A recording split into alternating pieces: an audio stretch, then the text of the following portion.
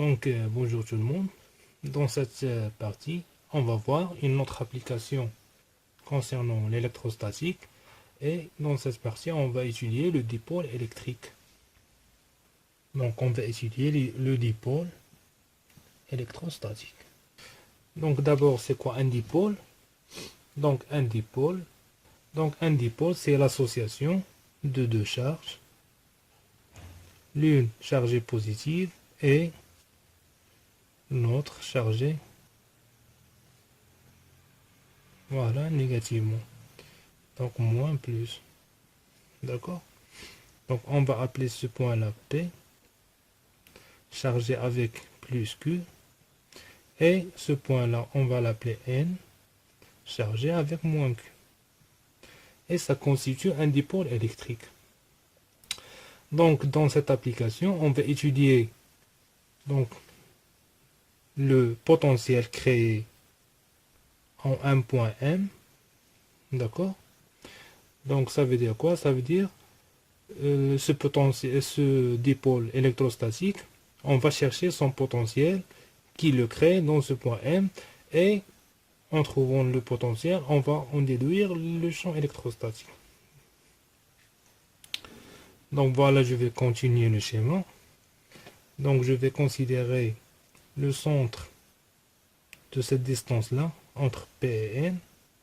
Voilà le centre O. D'accord? Et je vais tracer la distance entre P et M, et entre N et M, bien sûr. Voilà. Et aussi cette distance-là, OM. Voilà. Donc cette distance-là, OM, je vais la noter R. C'est la distance R. D'accord? Et entre P et N, on a D.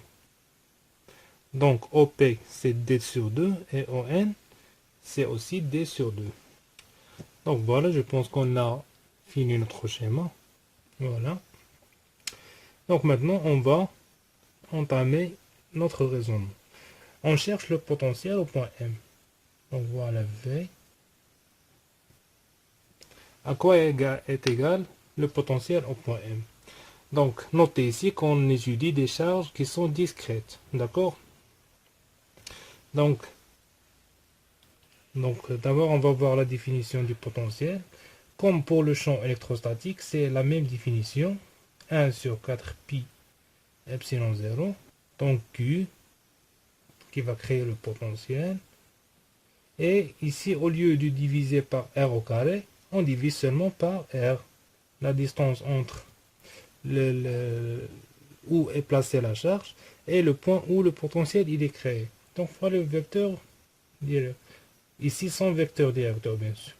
V n'est pas un potentiel, n'est pas un vecteur. D'accord? Au contraire du champ électrique.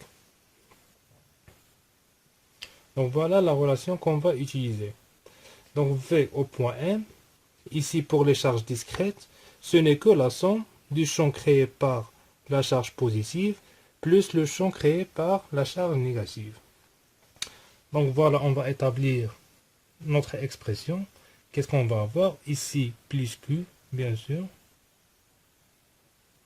sur 4 pi epsilon 0. R, c'est la distance entre la charge et le point où est créé le potentiel. Donc voilà notre distance, c'est PM. La distance PM. Ici la charge positive, donc plus. Ici la charge négative, donc moins. Moins Q sur 4 pi epsilon 0 n fois m, la distance entre la charge négative et le point où est créé le potentiel. Donc voilà notre expression, et qui est égale, je vais factoriser par Q sur 4 pi epsilon 0, donc facteur de 1 sur Pm moins 1 sur Nm. Donc voilà, il nous reste à définir la distance PM et la distance Nm en fonction des paramètres du schéma. Ici, parfois, dans cet exercice-là, on vous donne directement l'approximation, à quoi est égal PM et à quoi est égal LM. Mais ici, on va généraliser et on va les calculer. Voilà. Donc, on va considérer notre triangle OPM. Donc, on considère le triangle OPM et on va essayer de calculer cette distance PM. Donc, voilà, on va utiliser une relation qui est célèbre, c'est Pythagore. Mais on va utiliser Pythagore généralisé. Donc, la relation de Pythagore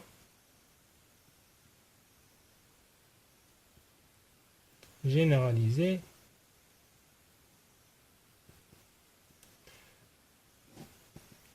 Donc, que nous dit cette relation? Si j'ai un triangle, par exemple OPM, d'accord? Donc, si je veux chercher la distance PM, donc PM au carré est égal à quoi? Est égal à OP au carré plus OM au carré moins 2 OP fois OM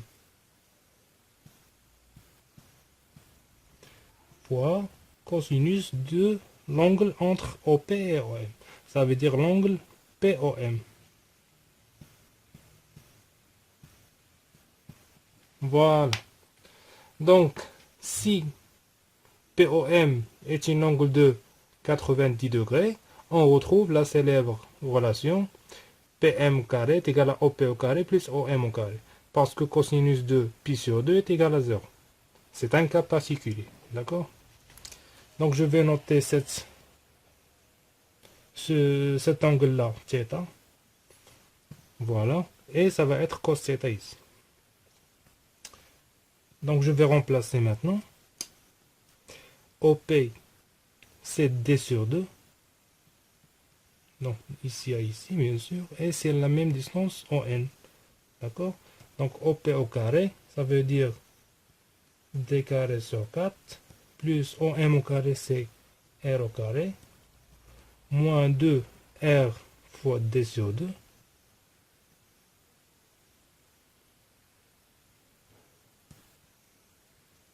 Fois cosinus θ.